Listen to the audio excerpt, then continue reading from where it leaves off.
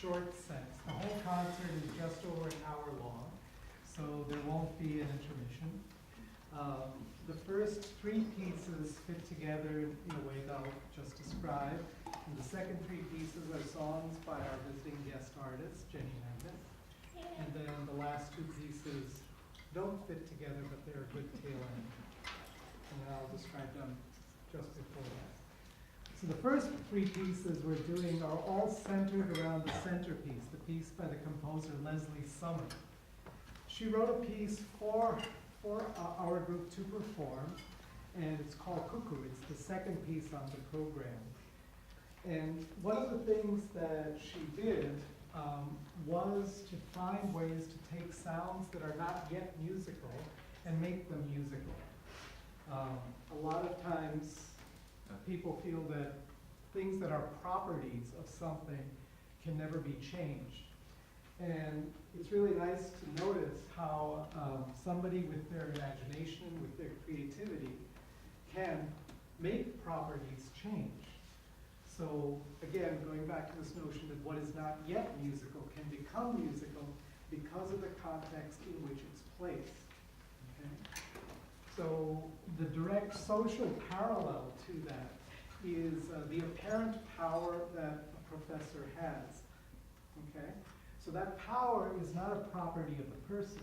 That power is present because of the context in which professor and student are placed, which is an institution.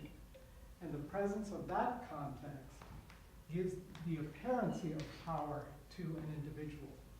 In that same way, if one wants to change power, one has to figure out how to change contexts. And this is where, for me, artworks demonstrate their political nature. They are an analogy to political situations, even though they may apparently not be political at all. And that's actually a rather sneaky way and a wonderful way to be political while looking normal. Okay. So I hope you can have some fun with that. So Lesley Sommer composed into her work these places where things become musical. She also made reference to very old pieces within her contemporary piece. She wrote her piece 2 years ago. And she made reference to the oldest canon that we know of in Western European music. So a canon is like row, row, row your boat.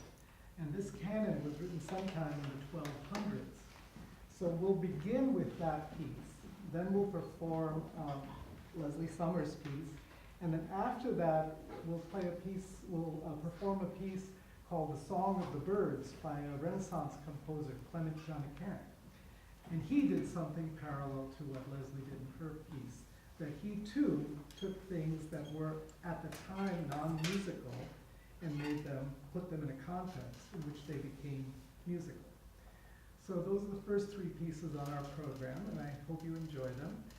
It would be lovely at the end of our entire program if you'd like to talk about what you heard and give us some feedback on what we did. That would be lovely. If people need to run and go to their next appointment, of course, that's certainly fine. But we'd love to hear what you heard, okay? So, thank you.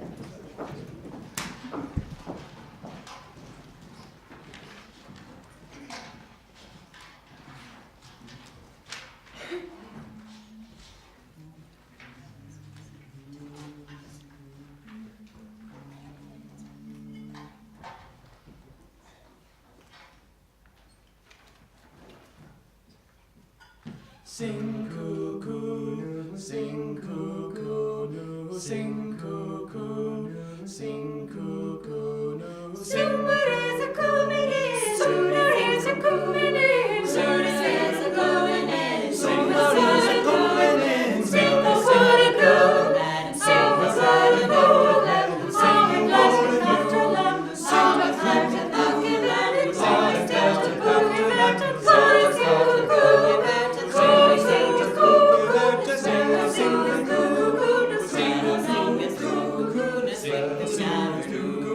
sing goddamn, sing goddamn, damn, sing goddamn, sing goddamn, damn, sing goddamn, sing goddamn, damn, sing goddamn, sing goddamn,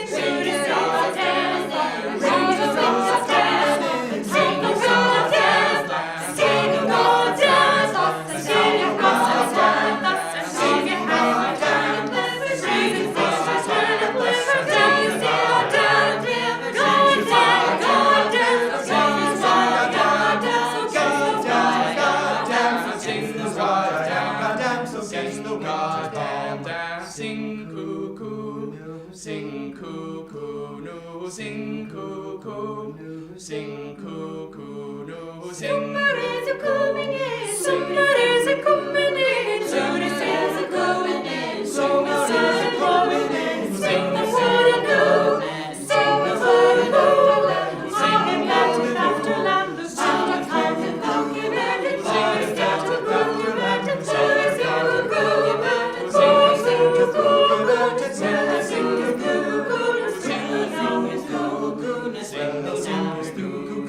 sing through Navarcoo, sing, sing, sing.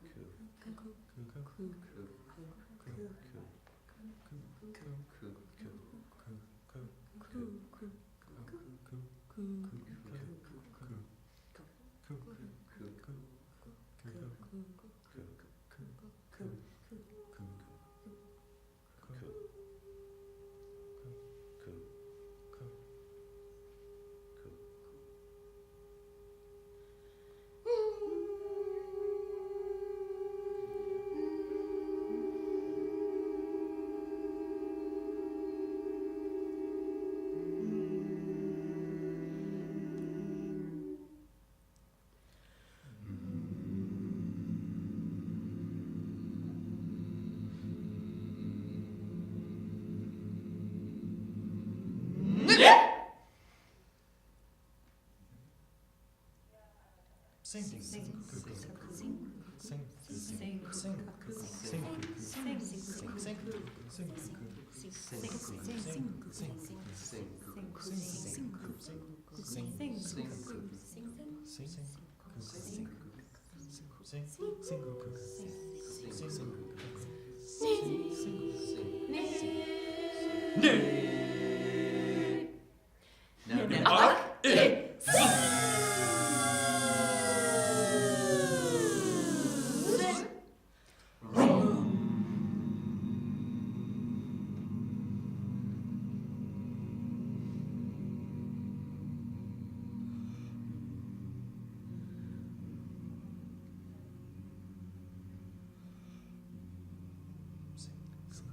Now, now, sing, now, now, now, cuckoo, now, now, sing, now, now, now, sing, cuckoo, now, now, sing, cuckoo, now, now, sing, cuckoo, now, now, sing, cuckoo, now, now, sing, cuckoo, now, now, Romas,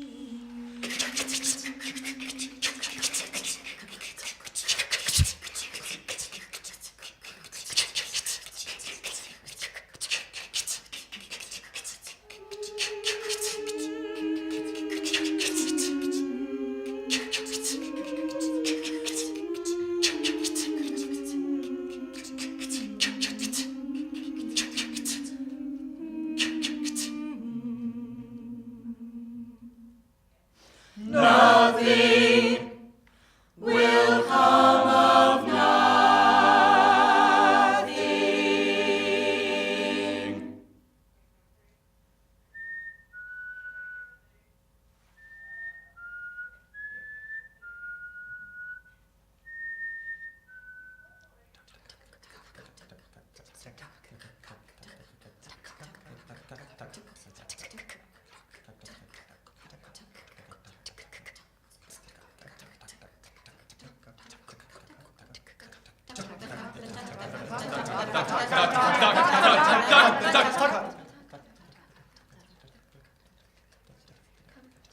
Dim the Ob.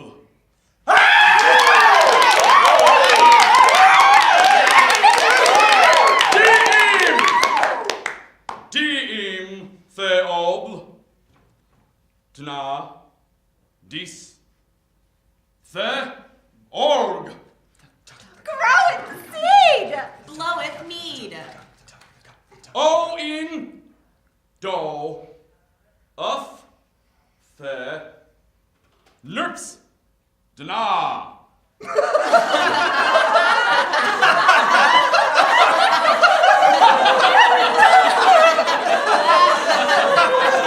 Bringeth wood new!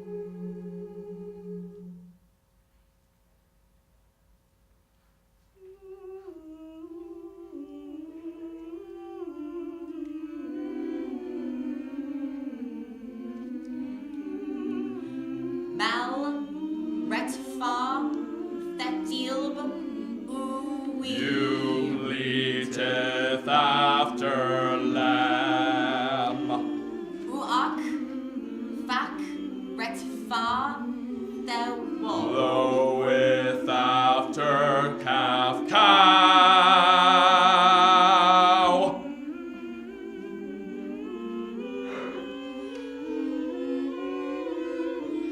Thetrot, Bullock starteth. Thetrof, Ka.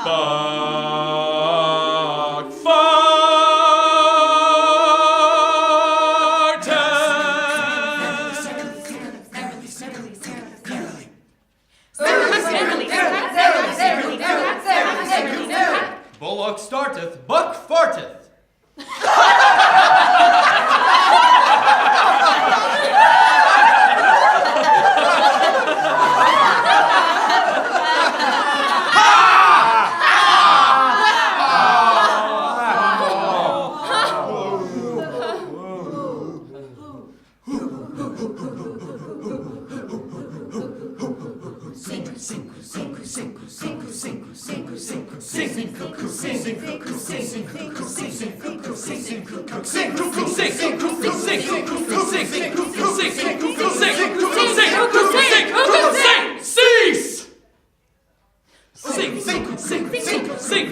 Cease! Thou! Never! Now! Well singest thou, cuckoo! Now! Cease! Singest thou, cock! Thou never! Sing, never now! Sing, cuckoo! Never now! Cease! Cease thou never! Sing? Cease thou never now! Nothing.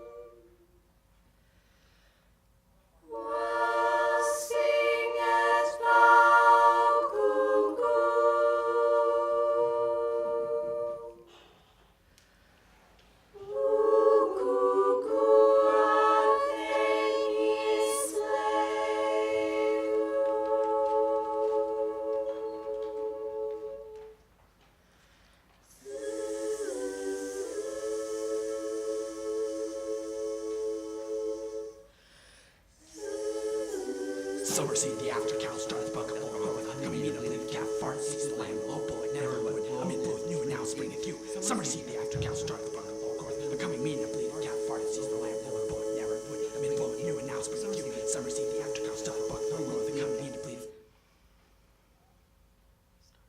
calf fart sees the lamb never bullet never would Sommer sees the after cow Never in wood, never in wood, spring blowing, summer seed, summer seed, buck thou grow, first mead, bleedeth coming mead, farteth ceaseth half, lowest land, and never new, and thou spring of dew, summer seed, half farteth ceaseth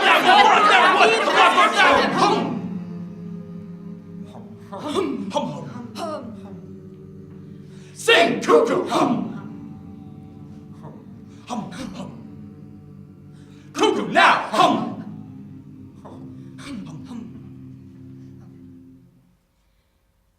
Never, now thou cease!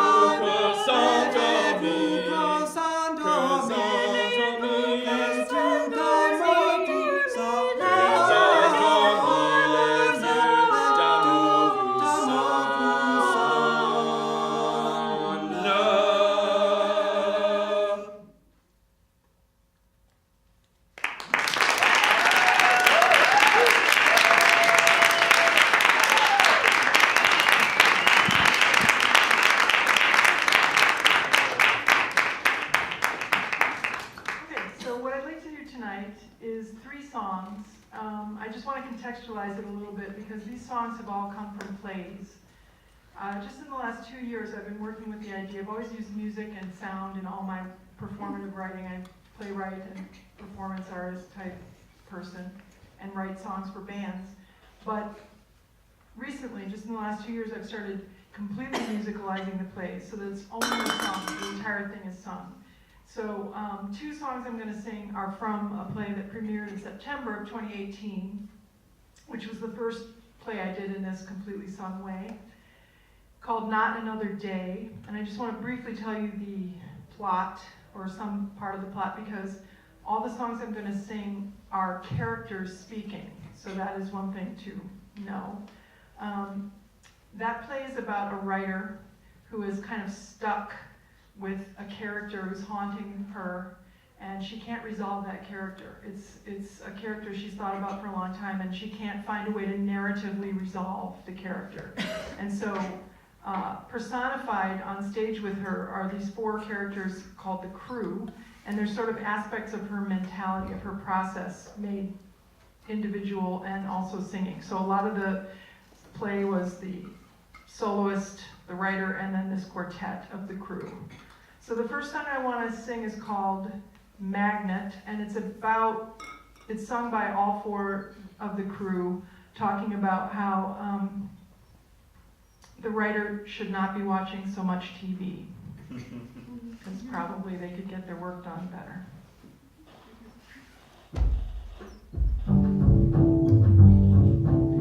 Like a magnet, it draws you in. You think you'll watch for a second, but look up and it's dark outside. It's a magnet, it pulls you in. How many hours have we spent watching these shows? They're not even good. Can't hold out against the magnet. Seek the path of least resistance, sitting by yourself in a dark room, held there. Why can't you leave? Go outside, fry your mind.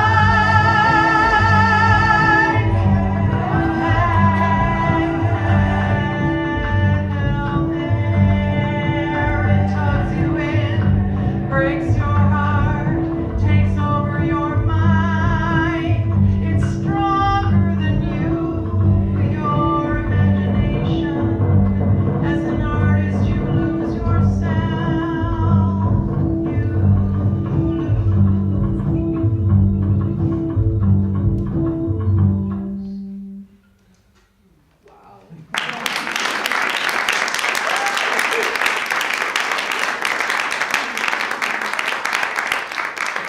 Not autobiographical at all. Okay. I also wanted to say, not in way of apology, but just to contextualize, these tapes, these electronic pieces of music are all demo versions. They're not mastered or anything. All the mastered versions of these songs are in different keys. They were transposed for the singers who were meant to sing them. So this is actually the first time I've ever sung these songs really out loud, except for the demos in my, office.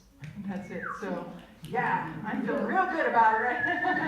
Okay, this next song is called Think About Bread, and this is from one of the Crew. One of the aspects of the writer's mind is making a suggestion to the writer about how to perhaps think about something.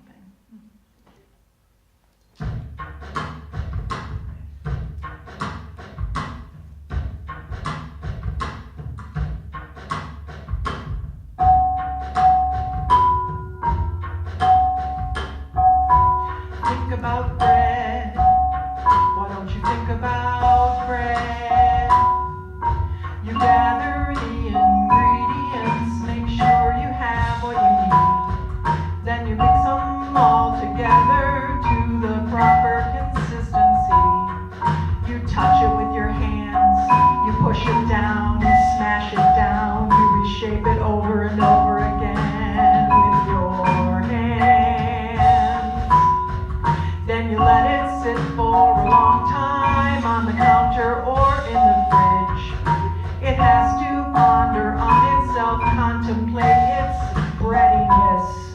And you have to do that too, think on it. But you do that by forgetting all about it. And the bread and you are still in relation to each other, just in a wild separateness. So think about bread. Then you bake the bread in the oven and wait impatiently for the ding. And then the bread's done cooking and it's ready for your buttering. And you feed it into your body, taking it in your mouth and tasting it, the sensual experience of chewing and swallowing all that warm bread with butter. Think about bread. But perhaps that bread and butter is not good for you. It makes you fat, or creaky, or bloated, or clogged, or heartsick.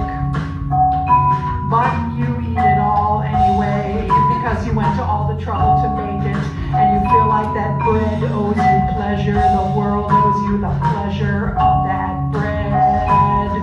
So you say to the consequences, you eat all the bread that you made with all the expensive butter, all the bread.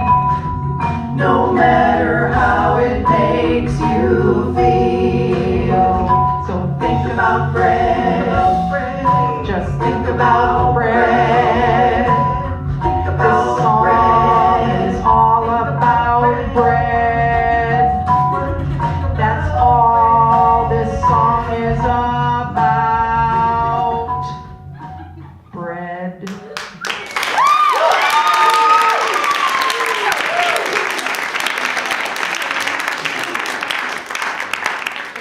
You're very nice. Okay, so this last one is really new. It's only a couple of weeks old.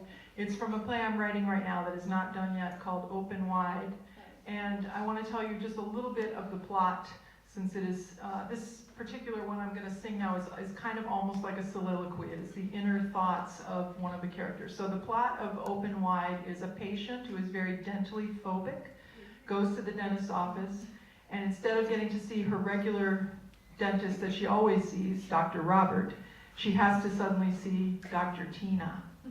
And she's very upset about this, but she goes in and sees Dr. Tina, and something during the appointment happens between the patient and Dr. Tina. And they enter into an erotic relationship of framed pain. And it's like an SM relationship where something about it leads to the patient being liberated, even though she is suffering from this pain in the dentistry. There's a whole other plot thing, but I don't have to talk about it now. So this song is from the perspective of the patient, and it's like a soliloquy, as I said. Thank you.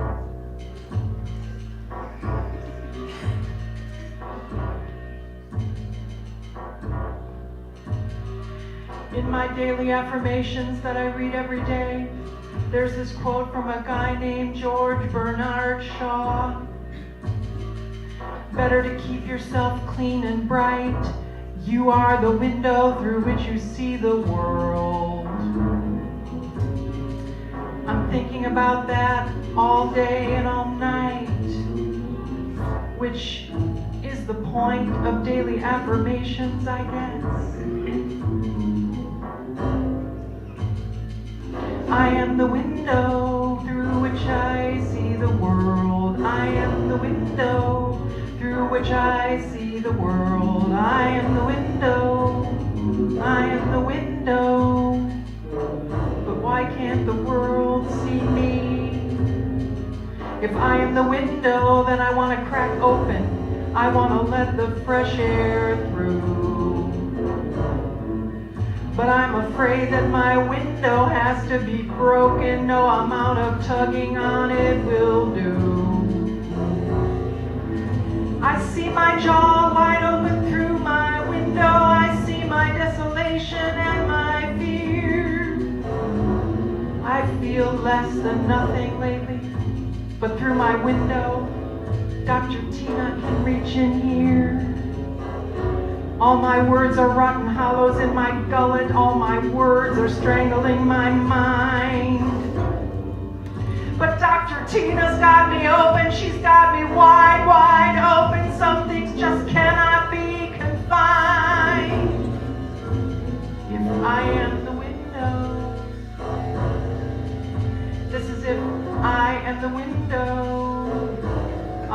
myself clean and bright.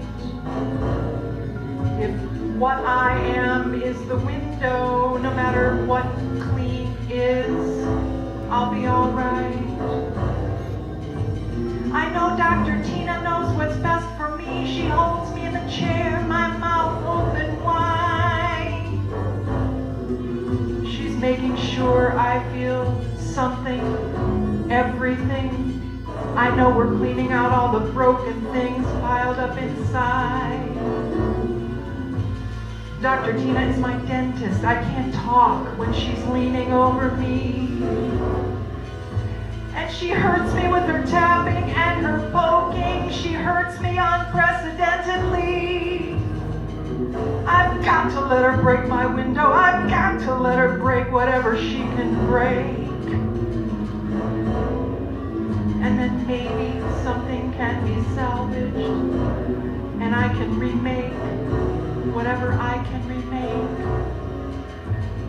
If I am the window through which I see the world, I am the window through which I see the world, the world, the world.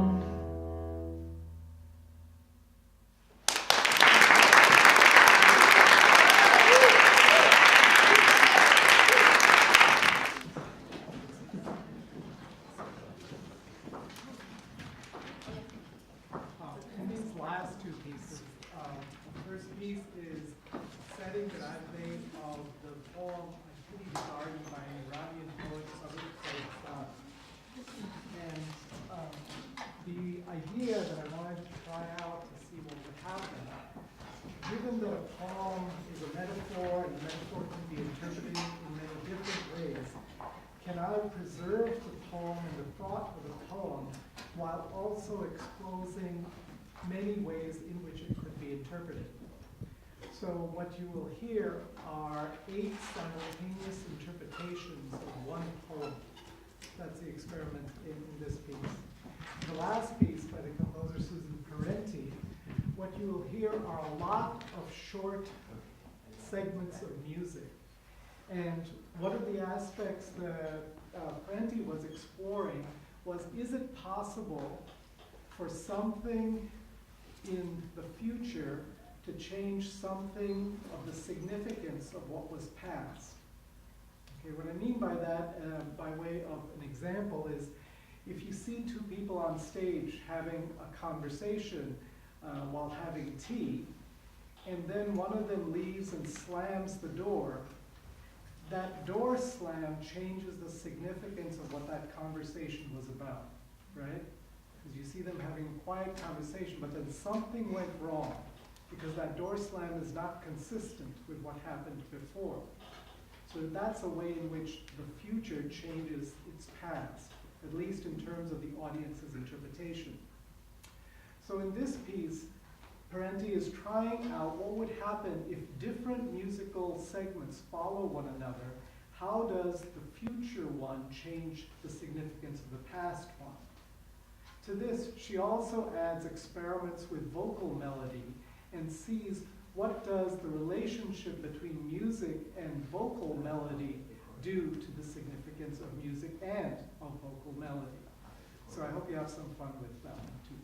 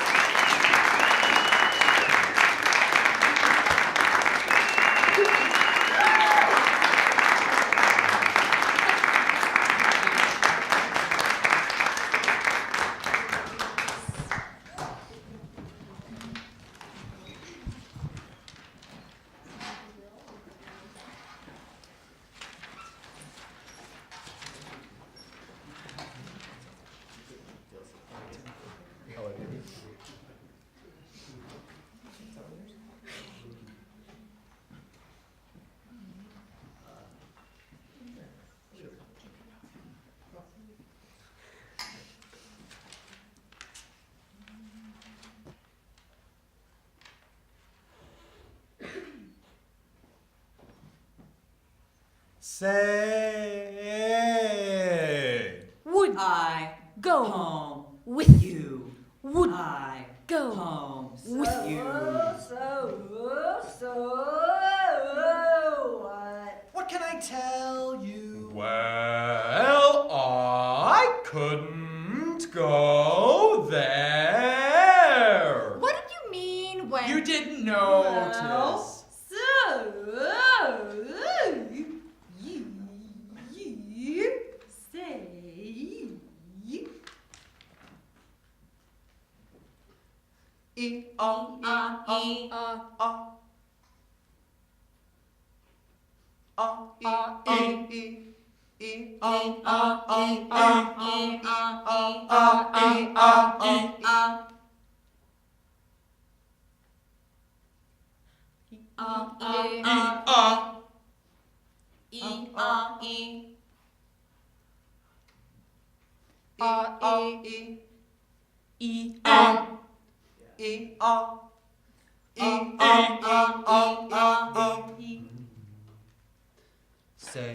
Say, can, you, see.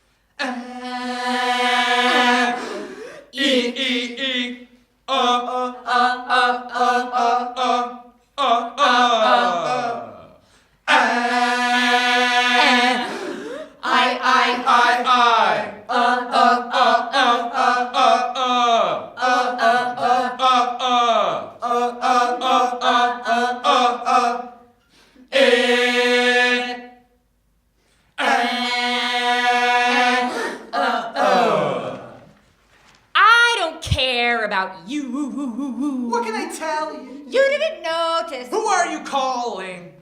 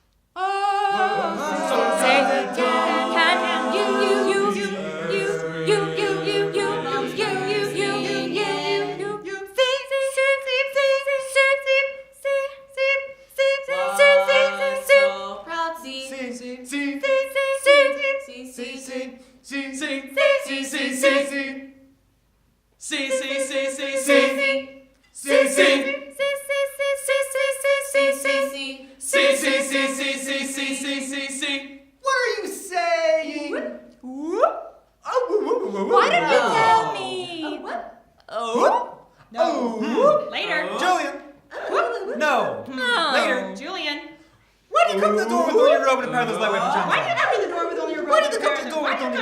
Why is it that I don't believe you? The play begins. Actors, take your places.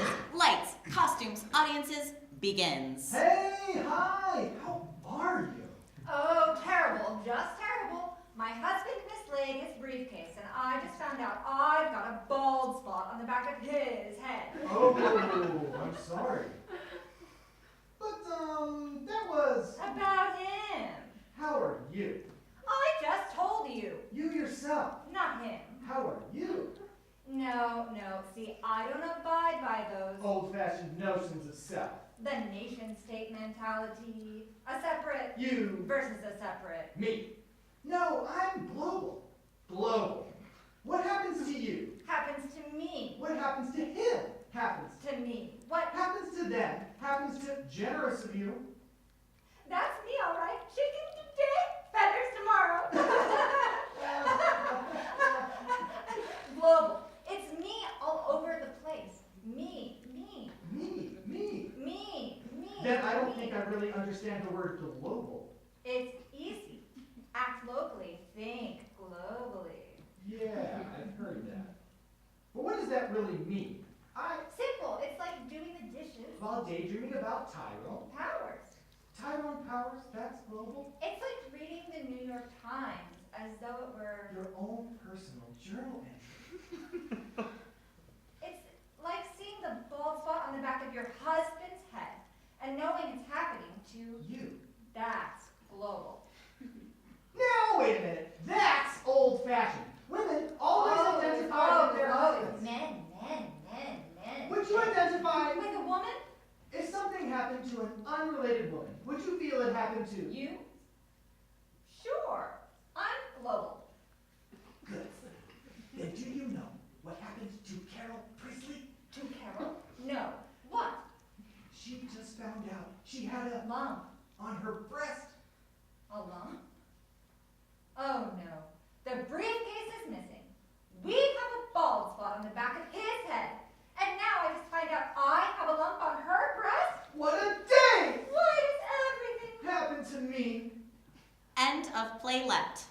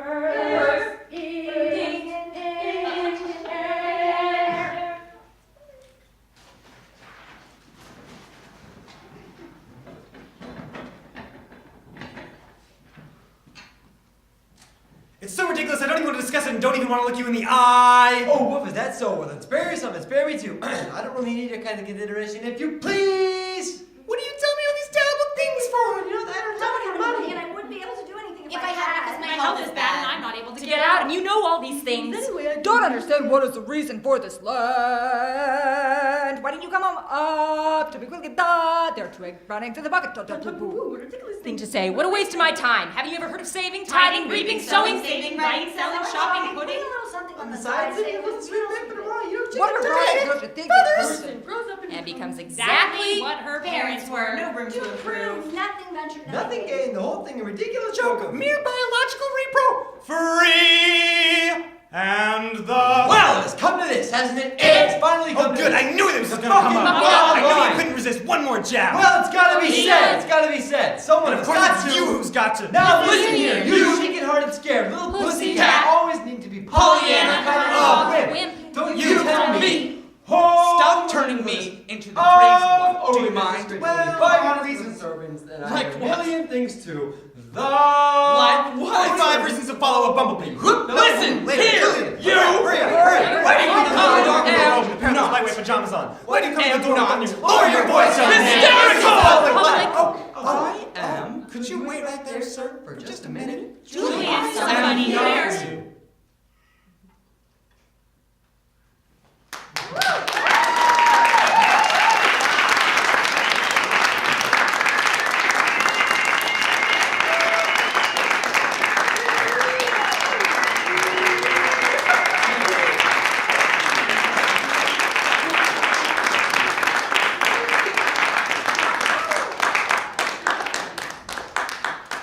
Thank you so much for staying. People need to go. Thanks for coming, everybody. I always like these conversations so much. A lot of times we talk about experimental music in general, which is cool, but also you can just, it doesn't have to be music or not or whatever, but just like what did you feel or notice or like, or just like is like valid, you know? You don't have to get it or anything. Like, what happened? What just happened? Did you get it? Did you guys, is there like a consensus about what it was for you all? Good question. I think it changes constantly. I feel like I'm just now starting to understand the Cuckoo piece, like really, and kind of feel how the music is supposed to work. I feel like I'm not quite there with some of the other pieces yet. Arun's piece tonight was the best we've ever done it. It felt awesome. It felt that way, at least from where I was standing, and that piece I feel like is really coming together. But it's like a relationship with each piece. So yeah, it dawns on you slowly sometimes. I have no idea. I have no idea at all. But it's really fun to do. It seems fun. That's one of the most, for me, one of the most moving or, you know, emotionally resonant things about it is how much fun you seem to be having, and that's really like a great addition to listening to dense and complex material, that it's fun, you know, it doesn't seem heavy or like, oh, serious, now we're, you know, making out or something. It just seems like you're having so much fun together, and there's so much like excellent energy passing, and the size of the ensemble is greatly amusing to me too, like that many people where sounds move across, you know, that's just tremendous. Yeah, going off that of like, I think it's really important that all the songs were sung in ensemble, and how there were times where Arun wasn't there and y'all had to like regulate yourselves by like listening to the music that you're putting out, but the music that the person in the ensemble is also putting out. And then the second thing I was gonna say was, wait, what was the second thing I was gonna say? Is that, no, I can't remember. Tell us when you remember. I will. Oh, I remember. Is that there's like a philosopher who I was reading last quarter named Fanny Howe, who talks about time as if you're playing catch, where the person who is throwing you the ball is the future, and the person catching the ball is the past, as if like the future has something to do but the past because of how you receive it and how you catch it. And I feel like that had a lot to do with the piece of the 8 poems being said in a different way, of like the way that it's performed by the person next to you has some kind of effect on how what you're going to say is next, no matter if it's rehearsed or not.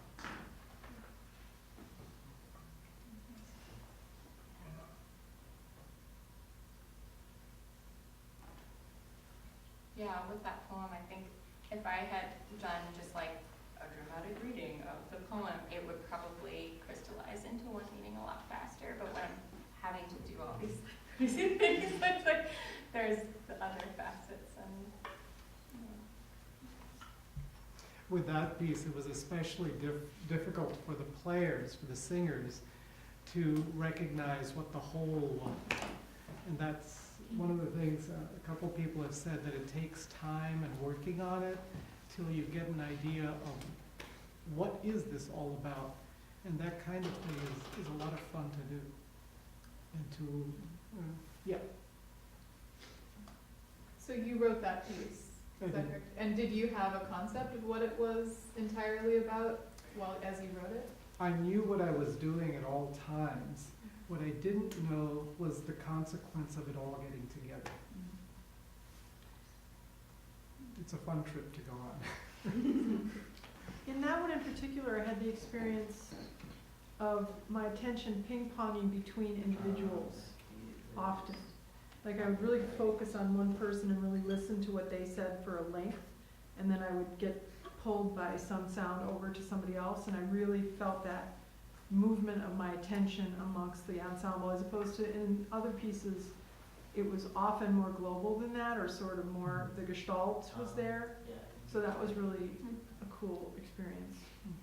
That's cool, because one of the things that we tried was the idea of the density being like going through something like well, not really a garden, something more like a jungle. But like moving through a kind of a density, like making some pathway through. So that's pretty neat that happened sonically. I think that Arun's piece, at least for me, it feels like it's an experiment of what will result from this process.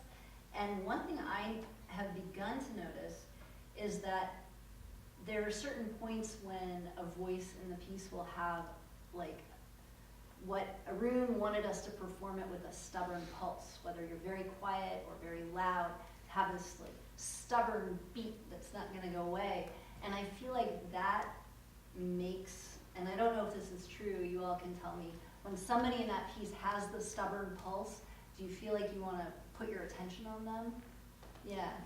I didn't know that's what it was drawing my attention, but that's a really, if I heard it and watched it performed again, I would love to now know that piece of information. I think that would be really a fun key as an audience member to use as a prism through which I'm listening and watching, like who's got the buttons. Yeah.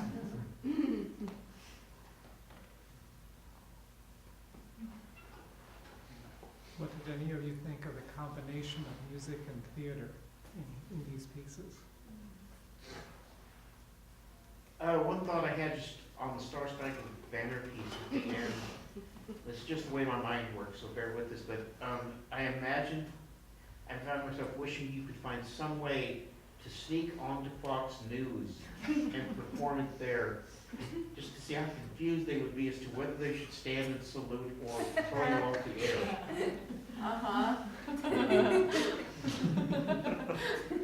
Going off of that, I'm not particularly fond of that song, but when it came up, I found myself really just wanting to sing with you. I had a lot of fun listening to you guys. Everything, you could tell you guys were having a fun time, and it was infectious. I was just dancing along when you guys had a really strong rhythm, and yeah, you all did phenomenal. So this was really fun and changed the way I think about music. So thank you. Cool. One up.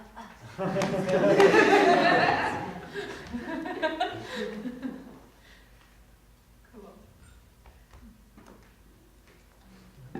I really like the mix of theater and music. I really, really enjoyed what you did. Oh, Jen. yeah, That was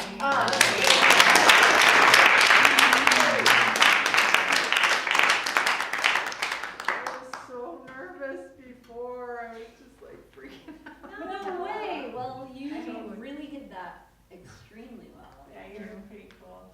love the comedy. I mean, I love the old music, very contemporary music, the performative elements in Susan's piece, and then the fact that mine comes from strict, performance, a play, literally, where there's characters and a set and the whole nine, I like that combination a lot.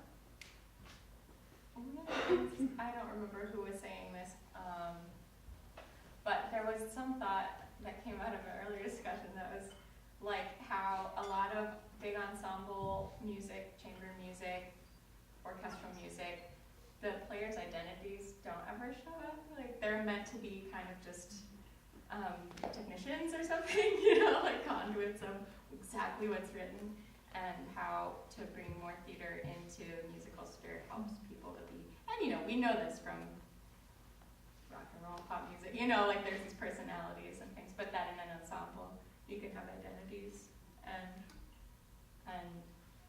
compose things that leave a lot up to the performer. So I don't know if any of you guys write music? Who writes music? Okay, cool. We all should. Yeah. Write music.